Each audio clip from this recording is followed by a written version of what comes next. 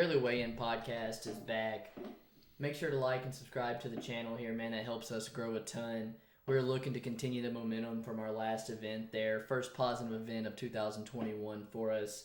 But, man, this week is UFC 258. It's headlined by a welterweight showdown between Kamaru Usman, who's looking to make his third title defense against a rather familiar face in Gilbert Burns. Yeah, it's nice to finally get back on the winning side of things. You know, we didn't start off 2021 the way we wanted, but hopefully we're back on the right track.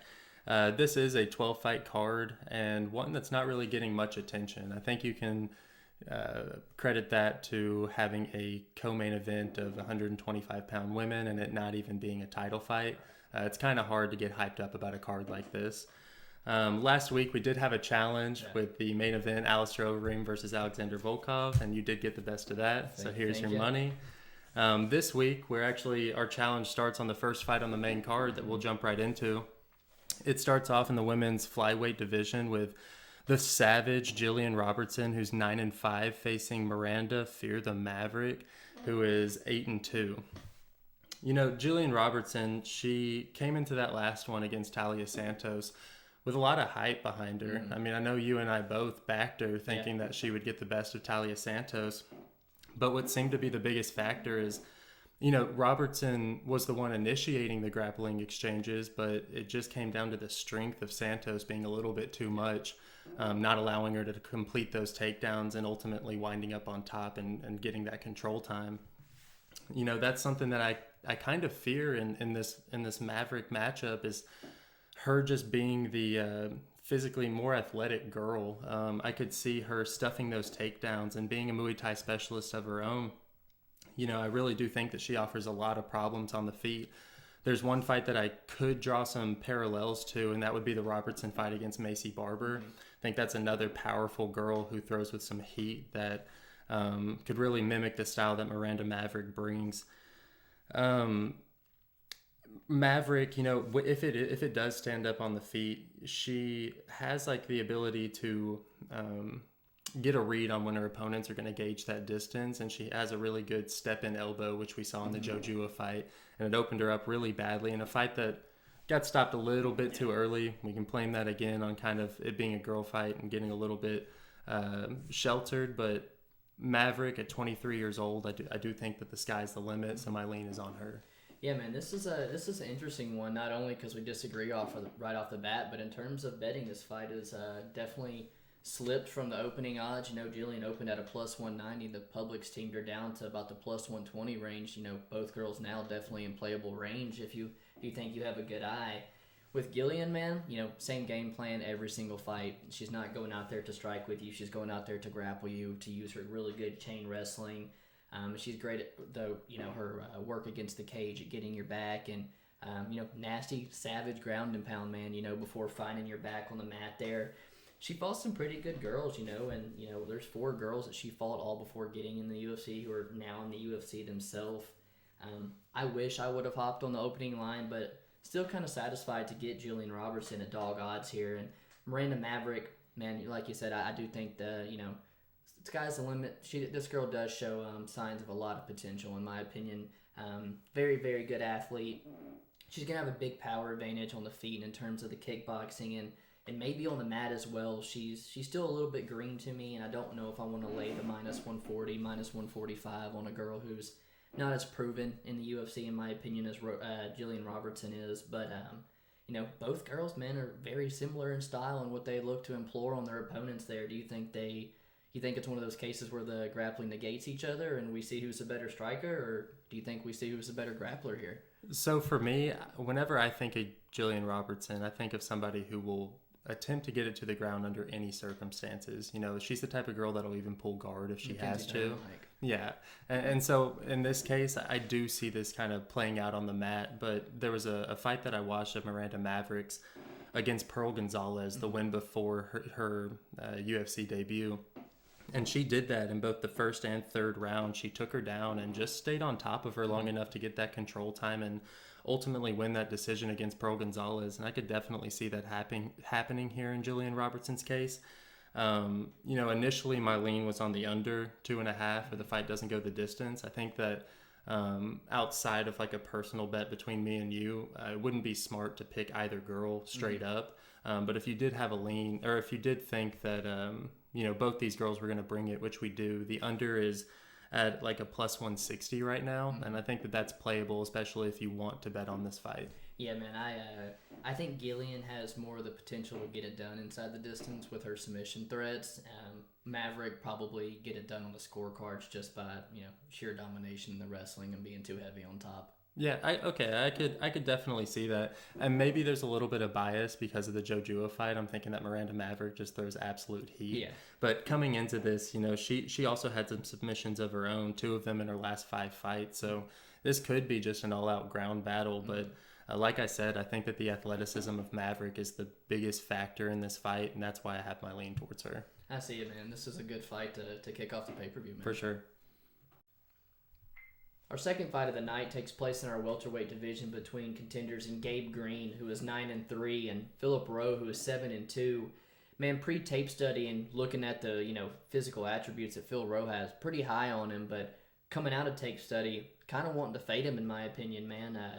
On the side here, we got Gabe Green, who is making a very short notice debut up a weight class against Daniel Rodriguez, who has looked pretty good in the UFC so far. And the one knock a lot of people have on Gabe Green was his couple knockout losses where he was knocked out pretty bad.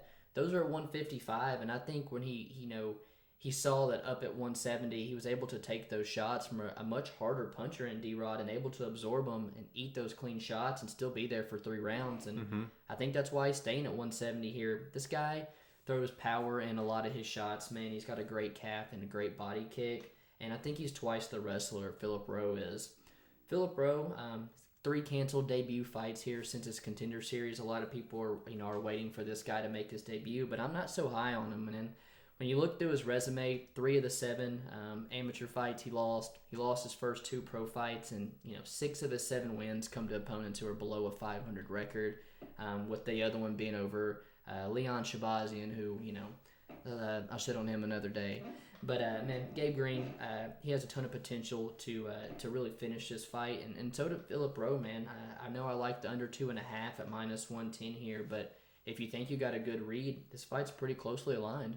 Yeah, Phillip Rowe, it's kind of hard to watch his tape study and not draw comparisons to Neil Magny. Got the exact same frame at 170, and he kind of has similar problems as Magny does with kind of handling the strength, especially the wrestling strength of opponents in his weight class. And we've seen him, find himself on his ass more often than not. And Gabe Green, you talked about his wrestling. 6 of his 9 wins are by submission. I think that this could really be the determining factor in this fight.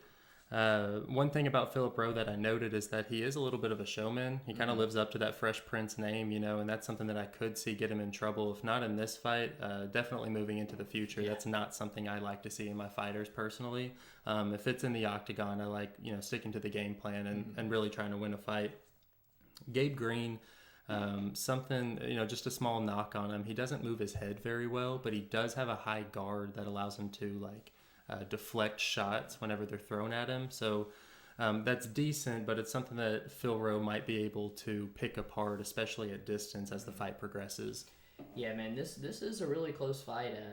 One thing that I do want to note here, and when I look at their resumes in terms of not always adding up, but a little bit of MMA math here, Phillip Rowe had a pretty tough fight against Leon Shabazian there, almost getting finished himself. And we saw Gabe Green, leave no questions asked in his fight with Leon Shabazian. He went out there and KO'd him in round 1. But then we've also seen Gabe Green, get knocked out pretty bad by a guy in Jalen Turner who physically resembles Phillip Rowe in their size and length and ability to snipe you at range. So, the more I look into it, not really confident either side, but more confident the more I look at it that under 2.5 is probably going to hit. Yeah, stylistically, I think Gabe Green offers a lot of problems, and to finally get to see him with a full camp behind him, I think that we could really be surprised with just how good he can look, especially jumping up that weight class. Absolutely, man. Moving down to our featherweight division, we have Ricky Simone, who's 17-3, taking on Brian Boom Kelleher, who's 22-11. No question what Simone's game plan will be in this fight. As any fight. Right. He averages all close to 5 takedowns a fight.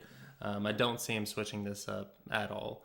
I will say, when it is on the feet, Simone does a couple of really good things. He has a great lead left hook that he likes to test the guard of his opponents with, and then he'll slip in a right straight that can really cause problems for people. And we saw that in the Rob Font fight where he actually caught and dropped Rob Font. So even on the feet, he's not lost.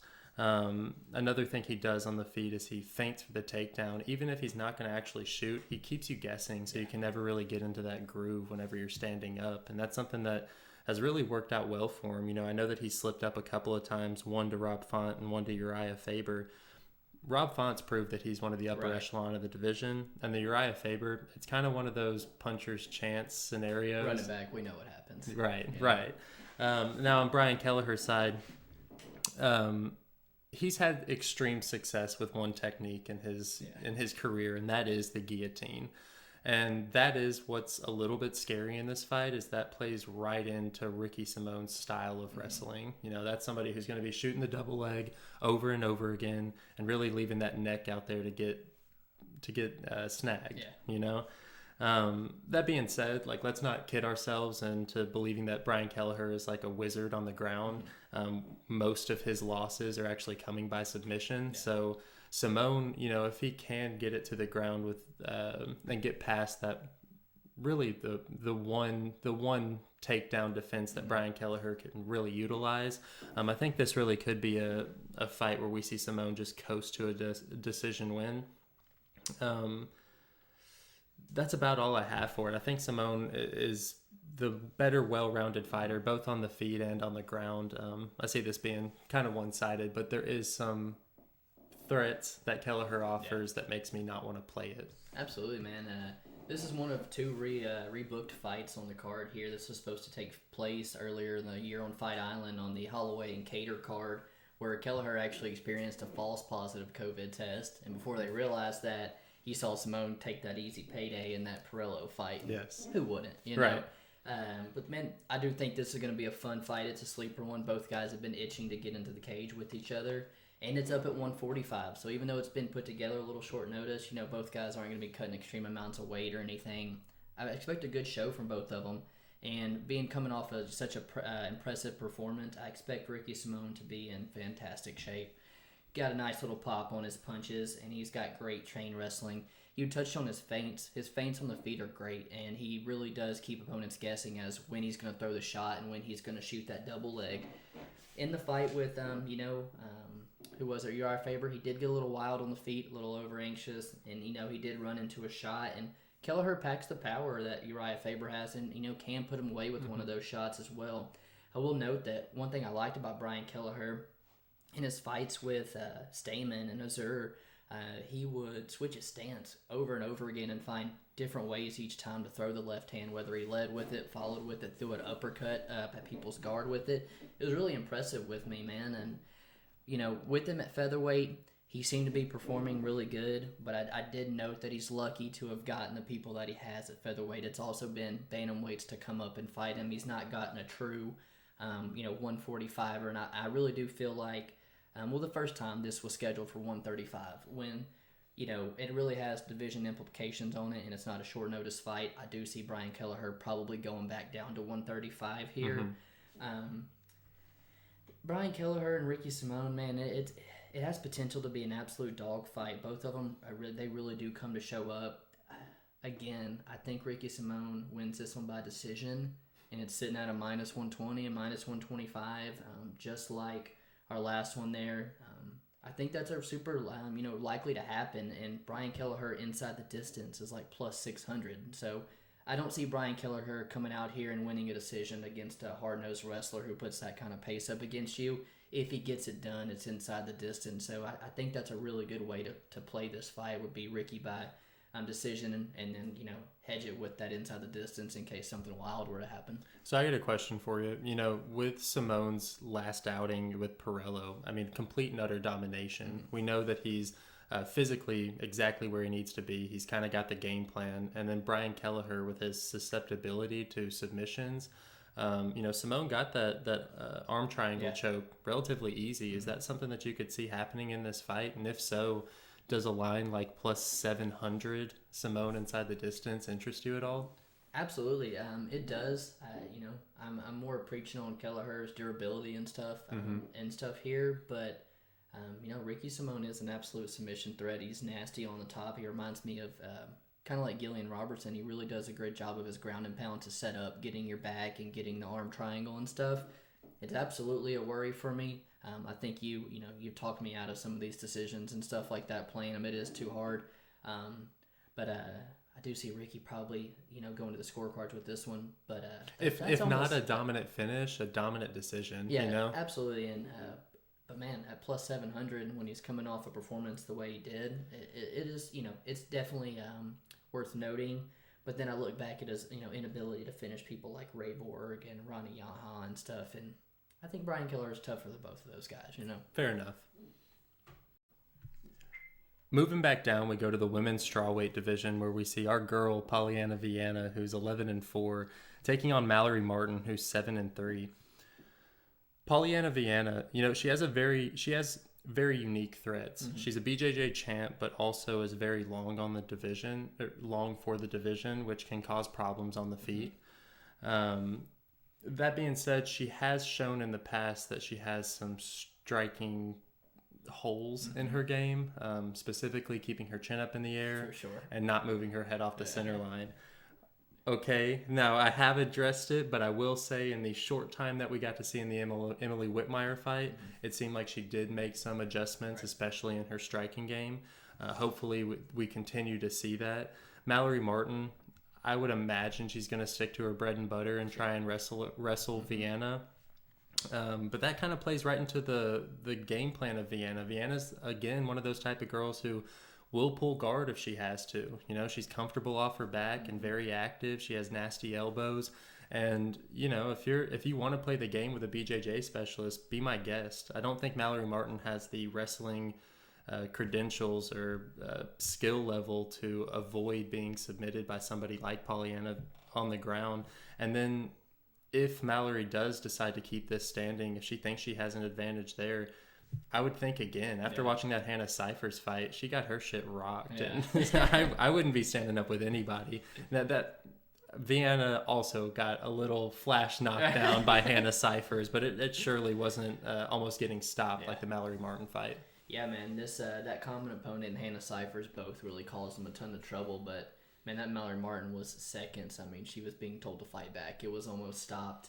Vianna, man, I know people have heard the stories about the women's MMA fighter who got robbed and ended up beating the shit out of the guy, and that's our girl. Yes, that's our girl. Man, she's looked really good as of late because she pulled up that Emily Whitmire fight, and I thought as well that she looked to have made a lot of improvements in that fight. And we see a lot of the same stuff in this girl, man, with the with the flaws in her striking of not moving her head. She drops her hands a lot when she goes to throw some of her kicks. And on the mat, you're right. Outside of being a stud there, she does make mistakes and kind of sub-hunting from guard and will end up losing her rounds. On the feet, she does what a lot of tall people do. She has a great body kick. She does a good teep up the middle and stuff. Some stuff that I could see calls a Mallory Martin, a girl who is going to be a little bit more shorter and look for those wrestling attacks up the middle. I can see some of those, kicks that Vianna causes, causing her a lot of trouble. Mm-hmm. Mallory Martin, man, I'm not going to lie, the bar's been set pretty high for this girl. She had 7 amateur fights and was straight into the LFA and Invicta scene, fighting Maycee Barber on her 3rd professional fight, who's now in our co-main event, So the bar has been set high, like I said, and she was the girl that really impressed me. I was pretty high on Mallory Martin going into the Hannah Cyphers fight and not so much coming out, She does train out of team elevation, and she's going to show that great cardio like all their fighters does. She has great feints, and she's relatively patient for being so young in her MMA career and everything.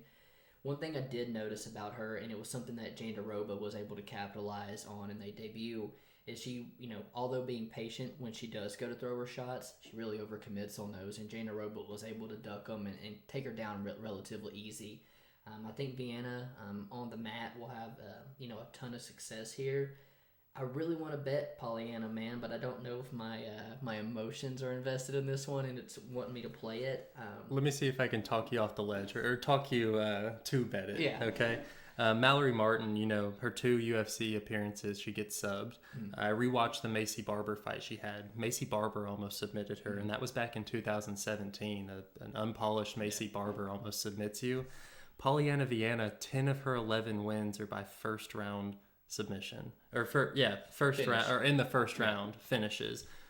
I think Polyana Vianna with first round, then being still dry and having the submission threats that she does, because Mallory Martin's going to play right into it. Man, I think that this is a quick night for Polyana Vianna, so I'm going to look for a line with her first round submission or her first round, and that's how I'll be playing it. Yeah, and that was literally where I was going, is rather than waste a whole unit possibly on taking the stab on Vianna, is, can we find a line here, whether it be something like a first round or a submission or inside the distance, to get us a bunch more value, so that we can get a bunch more profit on our girl in Vianna there. 100%. I know that like you said, it could be a little bit of bias, but it's kind of one of those things like with Connor. It's okay. I'll ride down on this hill. I don't care. I'll back a half unit or so on my girl. For sure. Our next fight is in the welterweight division, where we see Dhiego Lima, who's 15-7, take on Belal Muhammad, who's 17-3. Dhiego Lima, he's on a 3-fight win streak right now, but it is a little misleading. 2 of those are by split decision. We had just talked about the Luke Jamiu fight. I think that he decisively won that fight. Dhiego Lima, I know that he's coming back from a neck surgery that he says makes him feel like a new man. And judging by a James Lynch interview that he had, it did kind of put a little hope in my eyes that he has kind of rounded out his game and finally fixed some of the lagging injuries that he just kind of let by in his earlier years. And at 31 years old, I do think that he's finally starting to put together these pieces of his game that we see he didn't have in this first stint in the UFC. It's hard to overlook the size advantage that Dhiego Lima will have over Belal. He used to fight at middleweight, and one other small little fact that I noted was Dhiego Lima's never lost to anybody over or under 6 foot. Belal, he's one of those guys that does everything well, but doesn't really rely on one aspect of his game to get a win. I think Belal has been able to get quality wins, but I think he's limited at 170.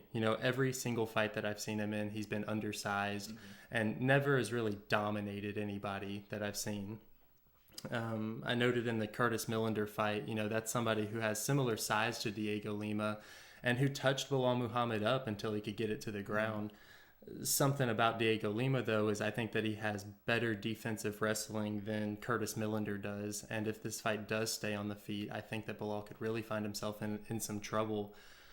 Being a plus 320 right now, I'll personally be making a play on Dhiego Lima, but it's more of a fade on Belal than a lean on Lima. Yeah, man, this is an interesting fight with the odds, aligned the way they are. I'll agree with you in saying they are very wide, and Belal should really not be this kind of a favorite against a lot of people. This fight was previously slated back in December, man, before Belal got COVID and had to pull out. Belal fights out of Rufus Sport, and you can't touch on it enough about. I wouldn't say he doesn't have a hole in his game. There's just not an aspect of MMA that that Belal Muhammad doesn't do pretty decent. And that's something that I do like to see, but I don't like to see, because when he runs into people like Jeff Neal, Vicente Luque, who are entirely much better strikers, it causes him a ton of trouble. Belal, man, he's tough as shit. He's got cardio for days, and he always comes in with a very, very good game plan. If he deviates from the game plan, it doesn't really go very well, but you do see him, stick to his game plan and really take his opponent's weapons away from him. He reminded me of a welterweight version of Matt Frivola almost, to use that wrestling in a really smart way to get some of these wins, because oftentimes you're at a lot of these physical disadvantages. It's nothing new to him, man, with fighting Lyman Good, who is built like a brick shithouse, Tim Means, Randy Brown, Curtis Millender. Belal's fought multiple guys who were over 6 foot, so I don't see it being that big of an issue for him. And it being a smaller cage as well, I think that will in fact help Belal, secure some of these takedowns, as we see Lima. A problem his brother has as well. They sort of back themselves up against the cage a lot of times, and I think that'll help Belal get some of his takedowns going. If he doesn't, man, on the feet, I feel like even though he is probably the more technical of the two, he does lack the power and finishing ability. With the 6-inch reach advantage, Dhiego Lima could cause him a ton of trouble. Belal, earlier in the week, maybe a parlay piece for me and stuff. The more I look at it, maybe I'm not so confident I'm at him. But, man, Belal Muhammad shows up and he, it's not always exciting, but he shows up and gets the win more times than he doesn't. Yeah, like I said, it's more of just like Belal will make this a close matchup. He kind of plays to the ability of his opponents, and at a price tag this wide, it just seems like the right thing to do to play Dhiego Lima here. One other thing I noted on Muhammad is he did make a read in that Curtis Millender fight with a lead left hook. I mean, he caught Curtis Millender with that 10 times, and Curtis Millender never caught on to it, and then he started taking him down and taking over. I think Dhiego Lima's the big question is if Dhiego Lima is going to be able to stop the takedown. And if he is, I think that this could be a long night for Muhammad. Yeah, absolutely, man. It's a dog or pass. I'm personally not taking a shot on the dog, but I understand if you do at this line. I wouldn't say Belal has that type of power. We have seen Dhiego Lima finish on the feet 4 times. Again, not a big concern in Belal as this fight is lined at going to decision at minus 215. Maybe the only playable line there, but not touching it here, man. This fight probably sees the judges, and probably not too exciting fight. I couldn't agree more. We move up to our middleweight bout between Rodolfo Vieira, who is 7-0, taking on Anthony Fluffy Hernandez, who is 7-2. Man, minus 400 favorite there, and I believe it's gone up even more there for Vieira. People are super high on this guy, and he's an absolute tank. Like John Anik said, wouldn't you just like to have this guy's body for a day and go to the beach? Man, he's an absolute tank for real. This guy cuts a massive amount of weight to make this 185-pound class. This is a striker versus grappler approach here, man, where the grappler's credentials go on for miles. This guy's a multi-time jiu-jitsu world champion. And to see the career he's already, put in play in the jiu-jitsu world, and then to see this guy only being 31 years old, it's crazy. I think he personally looks a little bit older than he shows at 31. I think it's going to be hard, especially in this small octagon, for Fluffy to extend this fight. I really do feel like Vieira really just solely needs to get his hands on this guy. He's got really good wrestling, and what you see out of Vieira is really good wrestling entries and takedowns, which not normally seen in a lot of jiu-jitsu guys, where we see Jamie and Maya and Claudio Silva sometimes having trouble setting up the takedowns and getting stuck on the feet and usually beat. He does have a good single leg, double leg, and a great jab that backs people up, and I think he'll have pretty easy time doing that in this small octagon. Fluffy Hernandez is 1-2 in his UFC run with losses to Marquez and Kevin Holland, which looks really good right now. He also had 10 amateur fights before going into LFA and fighting guys like Brendan Allen. So you can't say that this guy is not tested, and you could probably say he's fought the better competition of Vieira, but the long history of grappling, Vieira has, he needs to do one thing in this fight, and I think he wins. I know the under 1.5 is like minus 140, and that seems like to be sort of the mush bet of the week. Everybody seems to think it's going to get done. I personally do, but it's something I don't want to take a risk of, because Anthony may be able to avoid that sub and draw this fight out a little bit.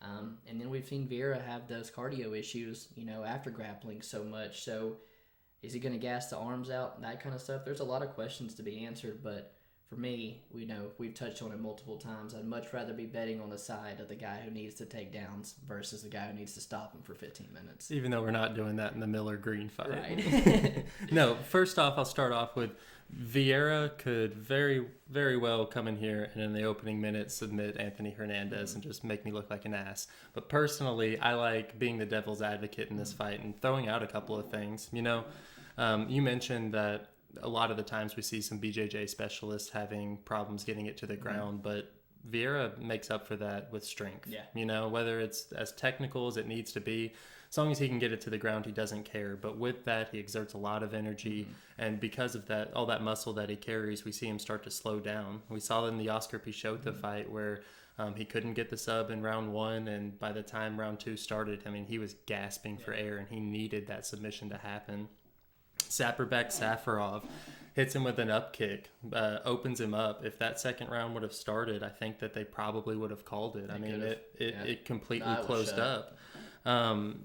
My biggest knock on Vieira is that his coaches and he has openly expressed of his fear of MMA, and as we saw in the Saperback-Safarov fight, he doesn't like getting hit in the face. This is one of those guys who is still very raw in his game. And when you look at Anthony Hernandez, yes, his record's 7-2, but if you take into account his amateur record, he actually has 3 times as many fights. And with his ability of, having 5-round fights in LFA with Brendan Allen, who's a big grappler, he was able to deal with the opening rounds of having to deal with that pressure and dragging it out. And that's something I could really see happening in this Vieira fight. You touched on how many people are on that under 1.5. I think that's the mush bet of the week.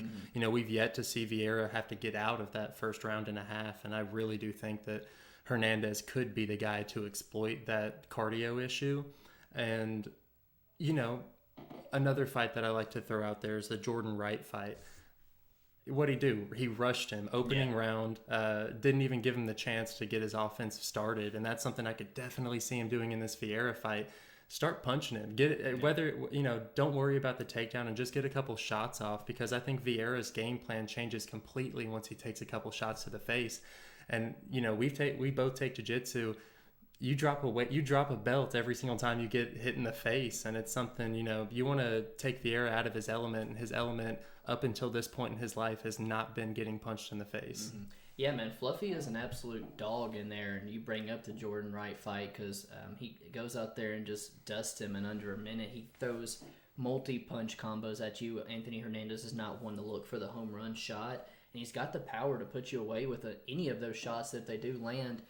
You have seen him have trouble with his body shots. You've seen Marcus Perez finish him, will start the finishing sequence with a kick, and you saw Kevin Holland started with that knee up the middle.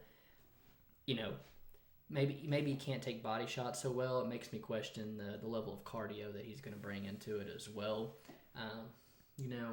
I don't see a way of playing Vieira at -400. I imagine the sub prop is probably -250 or something. Check that out. -185. I mean, that's the way he's going to get it done, but still not a lot of value in playing it. You got to lay the chalk on this fight if you want anywhere. I don't think it goes to decision. I don't think it starts round 3, and that's sitting at an under -300. If we could find somewhere to parlay that with another under, with another fighter or anything, I think there's opportunity to get that down closer to plus money. That's the only way I see playing this fight. Yeah, so for me personally, it's like one of those things where I can't help myself but make a DGen side bet on Anthony Hernandez. And if you are going to do that, instead of taking Anthony Hernandez straight at plus 335, take him inside the distance at plus 450. Get 100 points extra, and that's exactly how he's going to win if it happens, because Vieira's not going 3 rounds. I completely agree with you. We move on to our lightweight division between 2 veterans of the sport, and Bobby Green, who is 27-11-1, taking on Jim Miller, who is 32-15. And between these 2 guys, man, we have over 50 UFC fights, with majority of them going to our UFC record holder here. I think Jim Miller will be making his 38th walk to the UFC this Saturday, breaking his tie with Cowboy, if I'm not mistaken. Bobby Green, you can argue this guy should be on a 4 or 5 fight win streak. Every single fight of his almost goes to decision, and he leaves these fights way too close. The last 7 fights Bobby Green has been in, they have gone to the judges' scorecards, and I don't know if it's so much that he lacks the finishing ability or just lacks a sense of urgency when he sees fighters hurt. But like his last one, with the judges we've seen, especially in Vegas, you're bound to get burnt by some of these decisions when you leave these fights that close. He invites a real close fight with that brawling style with his hands down. It makes opponents throw on him. It makes opponents have volume, and when you get to the scorecards, you're gonna get burnt that way. On the other side, man, we have Jim Miller, who, he's got a hell of a chin, man. This guy's only been finished by a head kick with Cowboy, a knee up the middle from Dan Hooker. His chin has really held up in his 38 fights in the UFC, but one thing I've noticed as of late is he's, his stand-up is not that well, and he's really had to rely upon his grappling as of late to get a lot of these fights done. His last 4 have been by submission. On the other hand, Bobby Green, man, has never lost by submission in the UFC. He's got 1 sub loss on his record all the way back in 2009. I think Bobby Green is going to win this one. I know you don't like it, but I plan to play Bobby Green by decision here. And just, question for you, do you think this is a good spot for Bobby Green to get a finish? His first one since 2013. I think that this is a fight that will see the judges no matter what. I mean, I think we've got fight goes to decision at minus 220. Yeah. It's another one of those ones where I don't think either guy is really considered a finisher. Jim Miller, in that first round, you better watch out for that submission. Yeah. And that's somewhere where I could really see him capitalizing on. You know, Bobby Green, we saw in his fight against Clay Guida, he got taken down multiple times. And that's kind of the biggest question I have is I think Miller is a little bit sharper than Guida is on the ground. And we saw that in Miller's fight with Guida. Yeah. So I think that if Miller is able to get it to the ground, especially in that first round, that's where we could see the problem for Bobby Green. Bobby Green is exceptional at being able to bounce back up to his feet, but his takedown offense is kind of lackluster. And I think that's just him having, you know, that athletic build, but skinny legs, and people just being able to get in on those skinny hips and take him to the ground. You talked about him keeping his hands at his hip. One of the fastest guys in the division by far. And it does kind of invite people to throw against him because his face is right there and he'll taunt you. And, you know, he has that, plays those mind games in there. And that's something I really like about Bobby Green. You know, as a person, we like Bobby Green. He's really cool. And then on Jim Miller, you know, no knocks on him either. Just been doing it since 2005, and at 37 years old, I think that speed could be the biggest factor in this matchup. You know, back again to that one big question. Do you see a problem in in Green getting taken down and Miller capitalizing on that? You know, that's I have no problem saying Jim Miller wins this fight. It's by submission, just like his previous four. His game plan is very evident, but I think there's good record to show that Bobby Green's not been submitted before in the UFC. He's fought, I think, you know, superior wrestlers than that of Jim Miller, and I'm curious to see these two square off after weigh-ins because Bobby Green only sits, you know, at 5'10". They list just a little bit bigger, but for some reason, man, you know, when I think of these two guys, I feel like Bobby Green's going to be the much physical, bigger presence in the octagon. And again, I know you hate it, but I got to play him by decision. You know, I'll get it right one of these days. Yeah, one of them. Staying in our middleweight division, we have Julian, the Cuban Missile Crisis, Marquez, who's 7-2, taking on Maki, Coconut Bombs, Pitolo, who is 13-7. Marquez has been one that has been itching to get back in the octagon, man. He has had a long layoff, and, you know, right before his fight, you know, Saffordback had a botched weight cut, and they yanked the fight. So this going on more than a 2-year layoff with a pretty serious injury. I know Marquez has been really open about, you know, wanting to get back in there and put on a show for us. I truly think that if a solid Marquez shows up on Saturday, I don't want to say he's going to steamroll Maki Pitolo, but I think he's better anywhere this fight can go if he decides not to play in Maki's style of standing and bang kind of war. This guy does have a granite chin and a tendency to just walk forward with crazy pressure. I feel like Maki's going to spend a lot of time with his back against the cage in this one. He is now 1-3 in his UFC run, Maki is, and he's on a 2-fight losing streak at the 185-pound division, where for the longest time, Maki prided himself on being undefeated at. So he's now, you know, hit a little roadblock in his career where he's trying to get the groove going. He fits the script of, you know, most Hawaiians not named Max Holloway. It is a ton of power but low volume, looking for that home run shot, and tends to get beat over decision, you know, just by not throwing very much. We saw in the last fight him abandon, you know, his striking, which is normally his game plan, against Darren Stewart, which, you know, threw me off guard a little bit there, and he ended up gassing and getting subbed. I think if these guys, you know, both do what they do best, this has potential to be a fucking shit show of a fight that's going to be fun for us to watch on Saturday. Yeah, I could definitely see it being one of the fight of the nights for sure. You know, Julian Marquez in his UFC career, he's faced two guys in Phil Hawes and Darren Stewart who are both kind of that grinding style. Similarly to Maki Pitolo, where he just kind of wears on you over the course of a fight.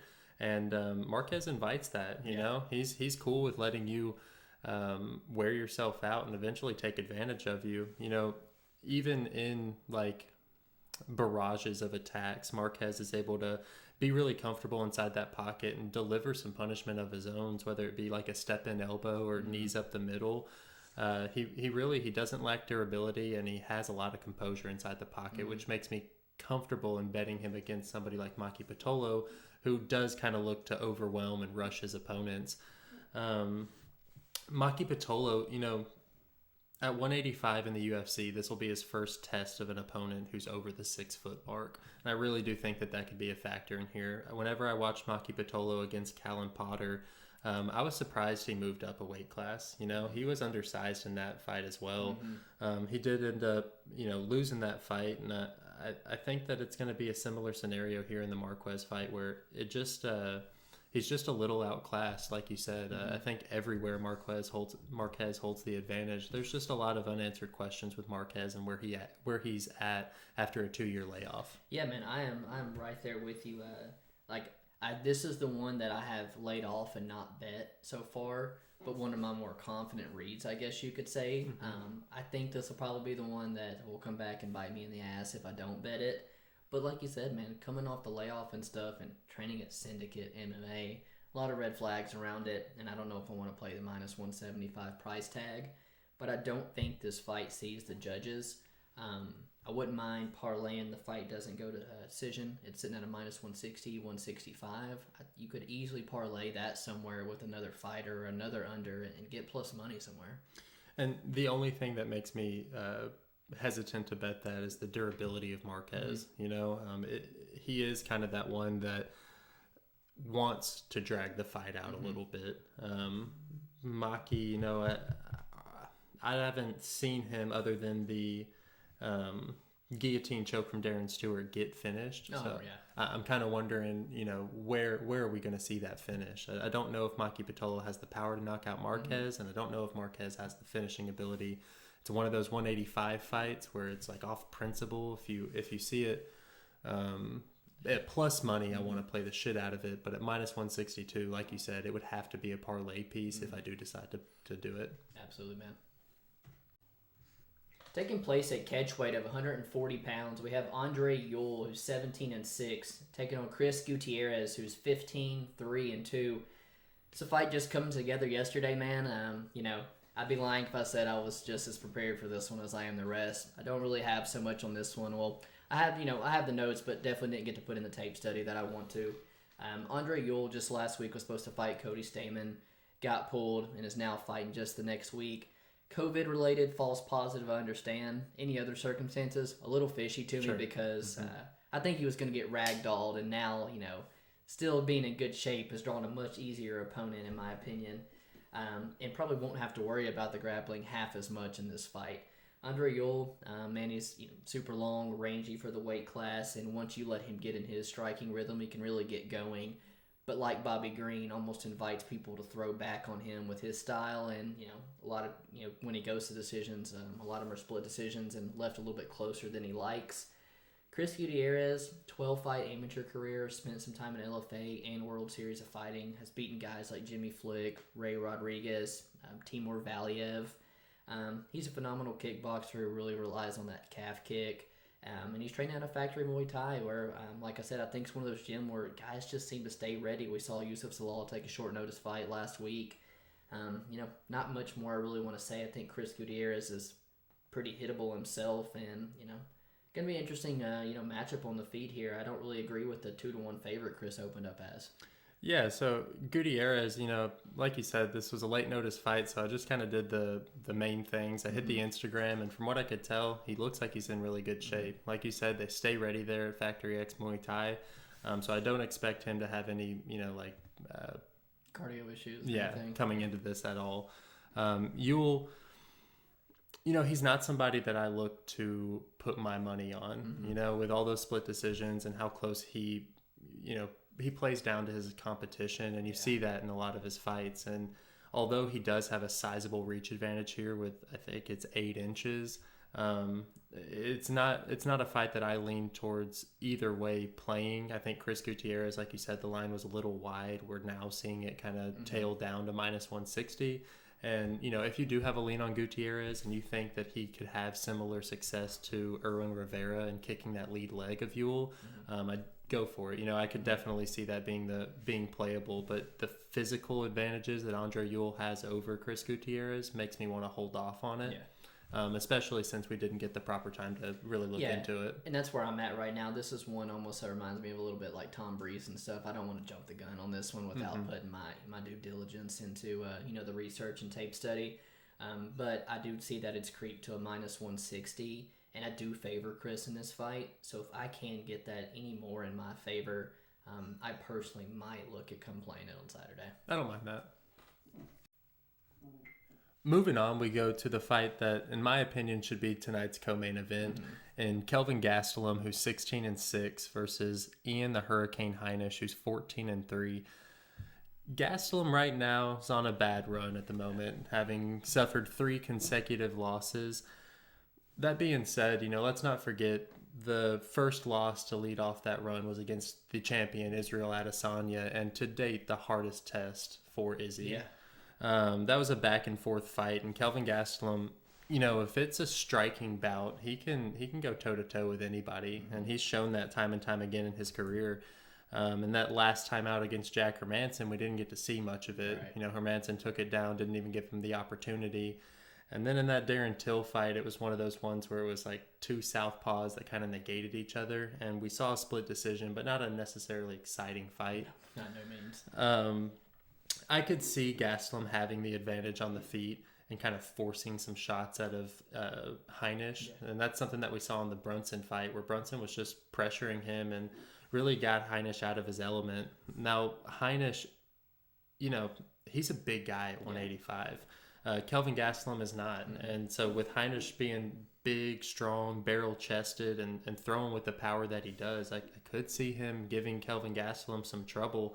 And, I know before the Meerschaert fight, he had moved to Thailand and had been training over there at Tiger Muay Thai. And he looked great in that Meerschaert fight. I mean, right out the gate, he opened up with a leg kick to Meerschaert's southpaw stance that I immediately had to write it down and take note. That's something I could definitely see him tearing up Gastelum with in this fight. Yeah, man, this one's a lot closer than what the odds have creeped up to now. Gastelum, man, I've said it before, witnessing that Izzy and Gastelum fight live, it is the profound respect I have for Gastelum to be in a fight like that. It's unreal, but, you can argue that, I don't really want to say it, but he might not have been the same. He's haven't shown the same performances since that type of beating. You talked on his 3-fight losing streak. This guy has now lost 4 of his last 6 at 185. And I wish he'd just get the weight right for 170, man. He flat out gives up too much size to be at 185. And, Ian Heinisch, looking at him, I personally thought he was bigger than 5'11". This guy has a physical presence in the octagon that is unlike a lot of other middleweights.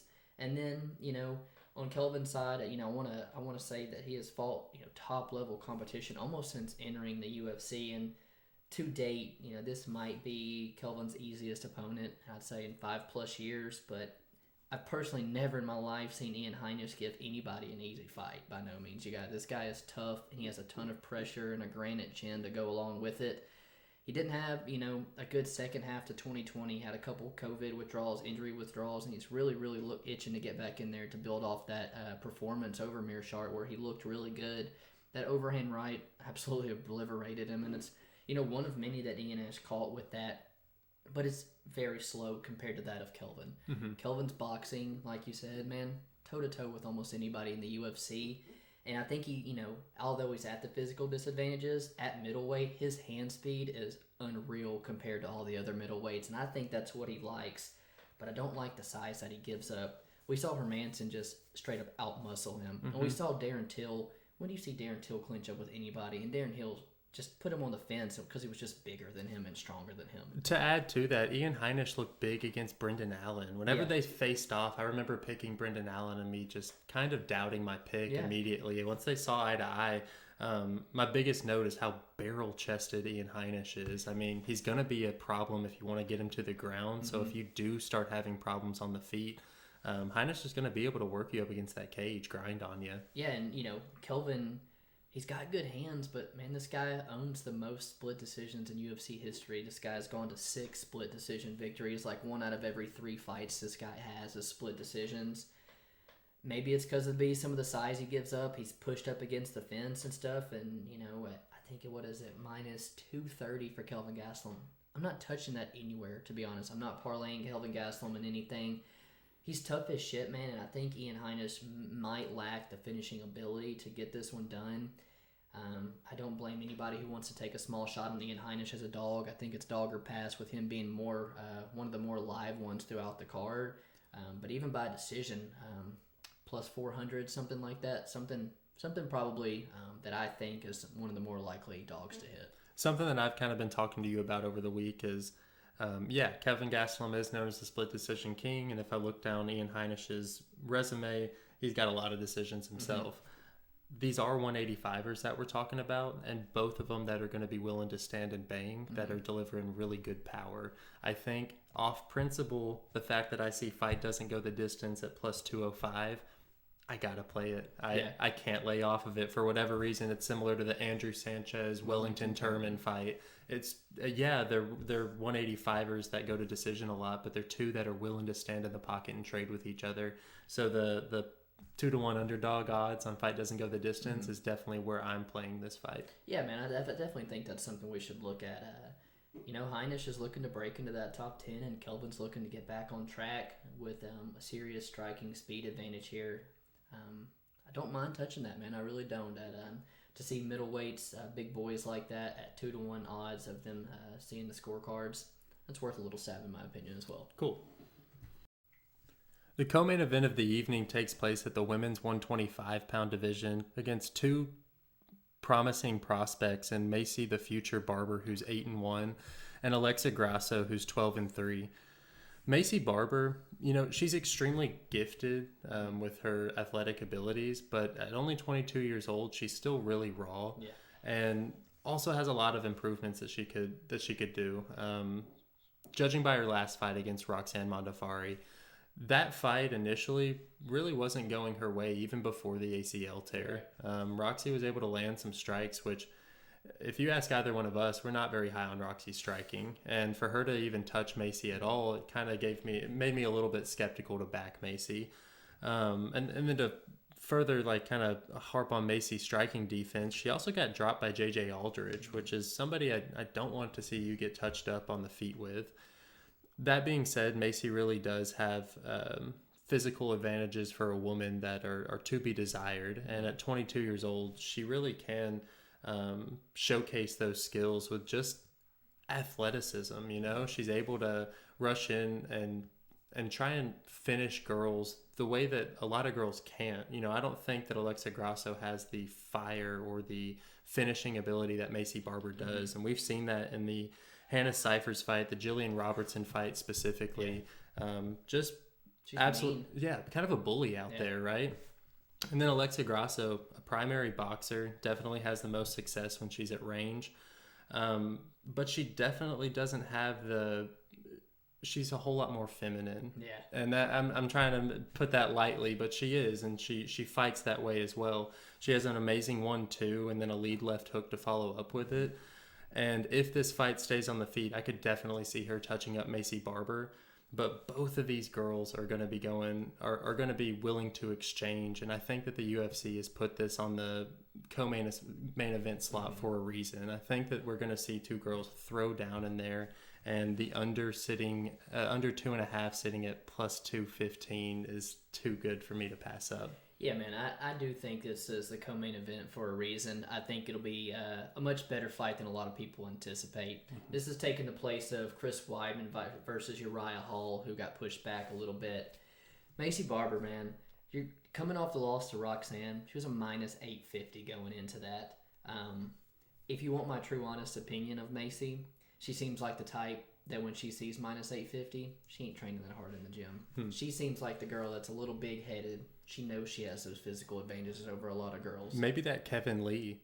I think that would be a good comparison. Absolutely. Kevin Lee. I mean, there's other ones that I feel like I could go down the list and figure out, I really do feel like we didn't see Maycee give it her all in that fight. I think we saw she was going to do the same thing to Gillian Robertson and go out there and dust Roxanne on the feet. And Roxy got those double underhooks and put her on her back, and she couldn't get up. Touch on the ACL tear. I don't like it, but she's no Felice Herrick, you know? Mm-hmm. She is 22 years old, and any time off for a 22-year-old, I do think leads to a ton of improvements. She throws combos, ends them well with kicks, and you touched on it, man. She's just got this mean streak. When she smells blood, a lot of girls don't have that, man. It's Valentina-like, you know? Mm-hmm. It's few and far between in a lot of girls. I do, have some questions about her cardio, as she's only seen the scorecards once, and it was in a Roxanne fight, and she is coming off that layoff. On the other hand, with Alexa Grasso, she's coming up through Invicta, 4-0 in Invicta, where Maycee was an LFA. Both these girls were tested at a high level in the regional scene, and I think that is can attest to the success that they've shown in the UFC so far. Primarily a striker here versus a girl that I think will show up in a grappling-heavy approach in Barber. Grasso, I think I'm going to give the cardio advantage to her without a doubt. We've seen her go numerous times to 15 minutes training in Mexico in elevation. I know she's got the cardio. She's got a mean left hook. It's in every single combination Alexa Grasso throws. That left hook is coming in somewhere. But the takedown defense in wrestling is her biggest concern, and being an ex-strawweight now coming up, she's not the biggest of flyweights.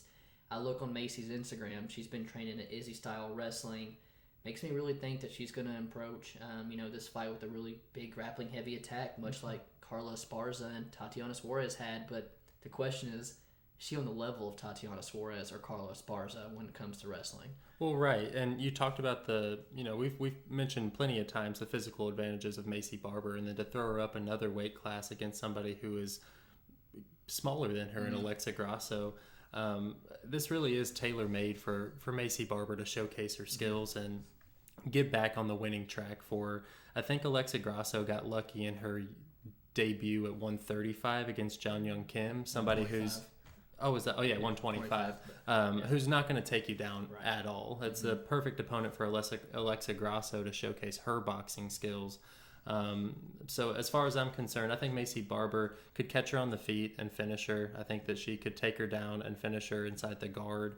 I think Alexa Grasso, when she finds success, it'll be on the feet. But I think these girls are going to be looking to throw down, so the under 2.5 is what appeals to me. Yeah, I don't mind taking a stab on that under 2.5, sitting around a plus 215. I do know earlier in the week we were looking to play that Barber side. How she's now, I think, creeped to dog money at like plus 120.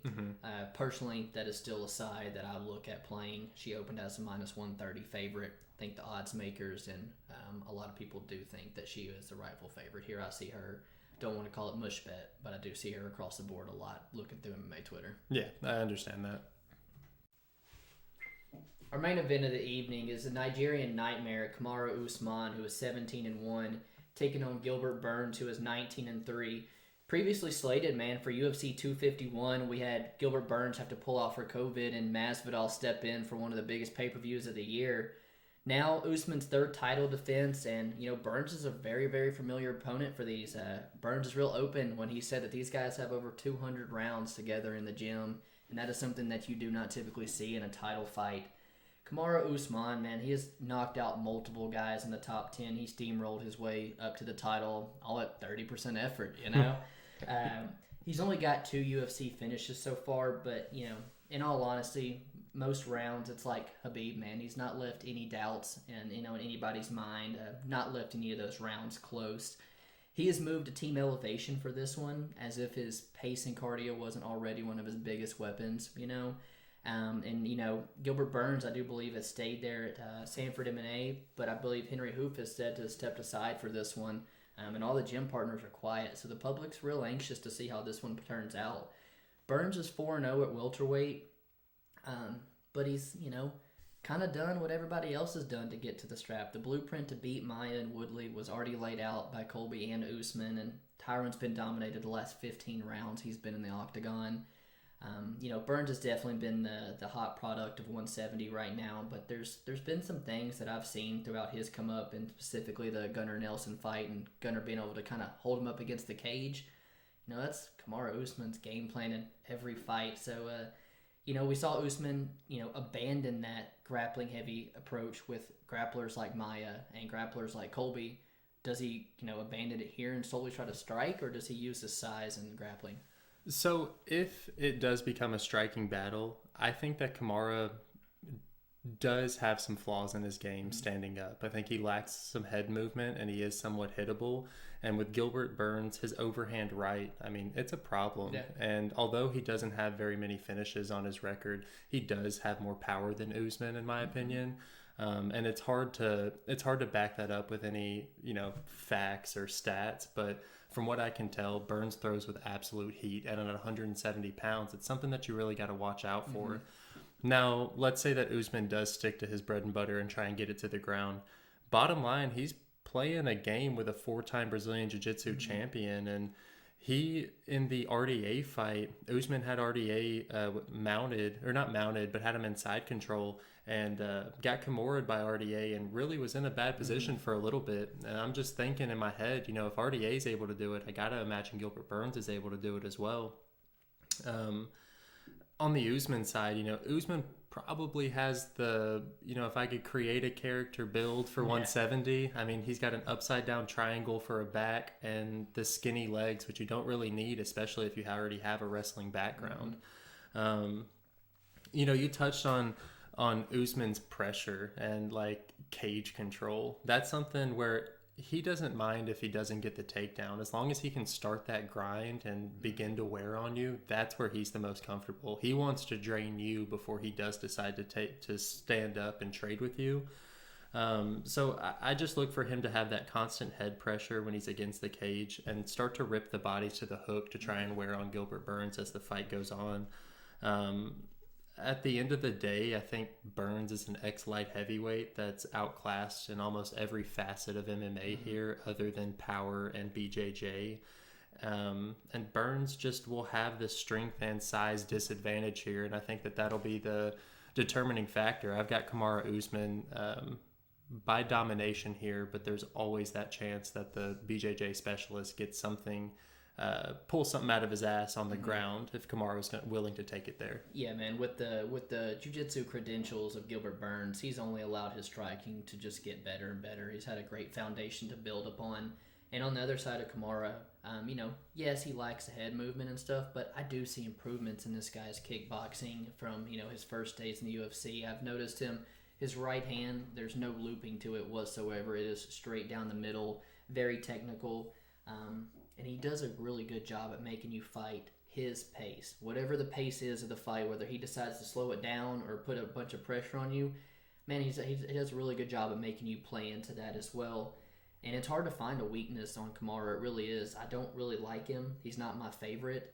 But, man, I respect the talent. He reminds me a whole lot of Jon Jones. Not my favorite character, favorite fighter. But, man, when talent's there, it's hard to deny. And it's there with Usman, and it's going to take somebody like Gilbert Burns to capitalize on a grappling mistake. And, that's exactly how Usman got his first loss, was making a mistake, giving up his back against the fence. And Usman was standing up when he tapped to his rear naked choke. So, Gilbert can capitalize on mistakes made by Usman. That's his only shot of winning. I think Kamaru Usman dominates him for 5 rounds. And I don't want to pick it again, but damn, Usman by decision is like plus 140, plus 150, and the dude is, a scorecards machine, Right, and it really, the only thing that worries me with that, if it was a 3-round fight, I'd take that decision prop all day long, but the 5 rounds, there's so many variables, and at 170 pounds, anything could happen. One shout out I got to give is to MMA by the Numbers. They put out a little stat that I thought was really interesting. Out of 223 fighters in the UFC that have spent an hour of grappling time, only 2 have held top position for over 97% of the time. And that's the lightweight GOAT, Khabib Nurmagomedov, and Kamaru Usman, who's slowly becoming one of the best talents at 170 that I've ever seen in the octagon. Yeah, man, a couple more title defenses, and I don't want to say it, but you are approaching the GSP status of 170. Again, the talents there may not be my favorite, but man, it is really easy to put your money on Kamaru Usman with the way he always shows up. 100%. That concludes UFC 258. But as always, we do like to give you guys a fight and a fighter to make sure you keep an eye on Saturday. So, man, what's your fight to watch? Yeah, my fight to watch has got to be the Maycee Barber Alexa Grasso fight. I think this is handpicked by the UFC to be an absolute banger. That's why we're taking the under on it. And a lot of questions is concerning Maycee Barber's return after that ACL tear. Absolutely, man. That's a good one. For me, how can you not pick the fight of the night between the Cuban Missile Crisis and Coconut Bombs? Nicknames alone, man, that one's bound to deliver. Two exciting middleweights between Julian Marquez and Maki Pitolo. Both who, you don't see go to the ground. You see them like to walk each other down, land their big bombs, and I think that's going to be a fun fight, who are both durable as can be. We could see a dog fight there. If you had to pick, a particular fighter throughout the whole card, who's that going to be for you? How can I not pick our girl, Polyana Vianna, looking to get her second UFC victory and get the ball rolling? She hasn't had luck yet in the UFC, but I really do think that she has the build and potential to really become something in this division. At least I hope so. Yeah, she's an easy one to keep your eye on. I know it's Nessa's favorite as well. For fighter for me, man, it's going to be Kelvin Gastelum. He's on a 3-fight losing streak right now. He's lost 6 of his last 8, I believe, at middleweight. He's in a tough spot, man, but he's also, taken a step down in competition compared to what he's used to fighting. It's going to still be a good fight. Heinisch is the type to bring it, man, but Kelvin Gastelum is in a tricky spot and needs a win, and I think he's destined for a good performance if he comes out here and wants to deliver. Solid. I like that. As always, man, make sure if you haven't to like the channel, subscribe as well. Helps us out a ton, and I hope you guys are making some money with us. Yes, sir. Peace.